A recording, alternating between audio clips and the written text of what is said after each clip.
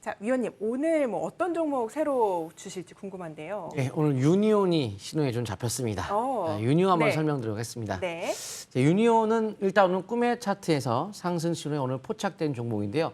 제가 약 2, 3년 전에 9버전, 그리고 1년 전에 신버전, 그리고 한 일주일 전에 최신 버전. 그래서 최신 버전을 잡고 신호가 좀 자주 나와요. 잘 나와요. 그래서 굉장히 재밌는 매매가 좀 앞으로 될 것 같은데 OCI 계열의 국내 백시멘트, 알루미늄 시멘트 독점 기업인데요. 지금 시멘트 쪽은 기본적으로 원자재 가격의 강세 때문에 요새도 주가가 좀 강세를 띠고 있는 모습을 보이고 있죠. 그런 맥락에서도 우리가 일단 강세에 대한 배경이 될 수도 있을 것 같고요. 바나듐, 몰리브덴, 희유 군속, 이통, 가공 사업을 영위하다 보니까 히토류 관련성을 띠면서 주가의 움직임도 같이 움직일 때 강세를 띠는 경향이 있고요. 히토류 업체 유니온 머티리얼스를 대주주입니다. 그래서 아무래도 히토류 관련주에 대한 강세가 움직일 때마다 항상 강하게 움직이는 성향이 좀 있습니다. 그런데 오늘 중국에서 히토류에 대한 통제를 강화한다. 이 소식이 이루어지면서 또 히토류 관련주에 대한 강세의 모멘텀이 작용되다 보니까 이쪽 부류의 관련주들이 좀 강세를 띄었습니다. 자, 일단 기본적으로 티플렉스가 히토류에 대한 대장주로서 먼저 강하게 움직였는데 히토류에 대한 어떤 앞으로에 대한 쓰임새가 어디에 많이 쓰이나요? 바로 전기차에 많은 히토류가 또 거기에 쓰이다 보니까 또한 뭐 IT 분야에서도 많은 쓰임새가 이루어지고 있죠. 그다음에 수요가 계속적으로 늘고 있는데 일단 일시적으로 요새 인플레이션 유발됨에 따라서 많은 수요가 폭발함에 따라 공급이 기본적으로 좀 딸리다 보니까 이런 히토류에 대한 가격도 올라가는 흐름 속에서 같은 맥락에서 강세 배경이 되고 있습니다. 일단 전기차에 대한 시장 확대가 되는 건 불보도 뻔하기 때문에 히토류에 대한 중요성 더욱더 대두가 될 수밖에 없을 것 같은데요. 여기서 또 중국이 이렇게 한번 또 이런 얘기를 하다 보니까 앞으로도 좀 더 관심권에 둘 수 있을 것 같습니다. 차트 보도록 하겠습니다.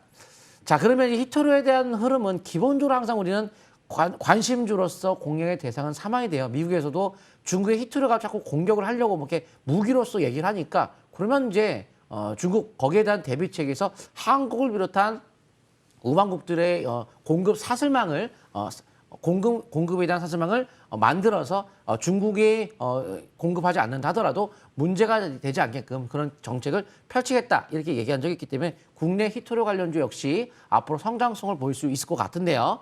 월봉 차트상 항상 기본적으로 장기가 상승 여력이 있느냐 없느냐 이걸 따져봐야 되는데 월봉이 이제 바닥에서 투자 심리가 바닥인데 시그널 돌파요. 가겠네요.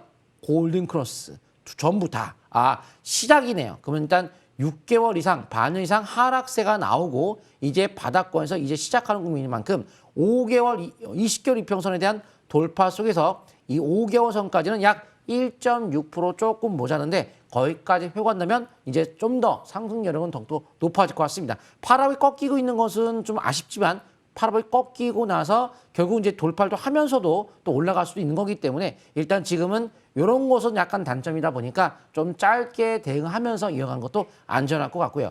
일단 주봉 차트를 보시게 되면 MACD 오실레이터가 첫 번째 양봉이 나오는 초기에 놓여 있고 이 파라볼릭 상단을 돌파하면서 상승세가 나타날 수가 있습니다. 그래서 일단 중기적 흐름은 좀 더 갈 수 있지만 월봉이 이런 파라볼릭이 꺾이고 있기 때문에 어느 정도의 수익 기준 하면은 좀 챙기면서 대응하는 게 좋을 것 같고요. 주봉에 이렇게 신호가 이렇게 찍혀 있기 때문에 아무래도 좀 더 긍정적인 것이 찍히면서 일봉이 밴드가 뚫렸다는 거예요. 그러면 단기적 관점은 탄력적인 강세가 나올 수 있는데 중기적으로 전환이 됐으니까 충분히 해볼 만하네. 파라볼릭 상승 전환되고 거래 증가하면서 충분히 어차피 원자재 가격도 상승세를 이어지고 있으니까 히토류 쪽 모멘텀 충분합니다. 그래서 일단은 22선 매매로 상승 흐름은 이어가는 건 좋으나 월봉 차트가 파라볼릭 꺾여 있으니까 너무 계속 가져가기보단 좀 올라가면 챙겼다 다시 이런 식으로 대응하는 것이 좀 안정적으로 생각이 듭니다. 네, 유니온에 대한 전략 들어봤습니다. 화면으로 다시 정리해 드릴게요.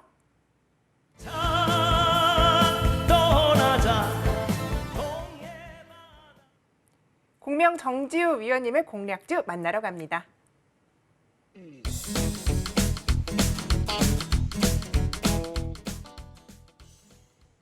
자, 위원님, 네. 11월에는 어떤 종목을 좀 바라봐야 좀 네. 10월 장세 이겨냈던 것처럼 힘낼 수 있을까요? 야, 그러면 좀 재료가 있는 기업을 좀 이제 봐야 되겠죠. 예. 그리고 세력이 좀 들어오고 아직 안 빠져나간 기업을 또 봐야 되고요.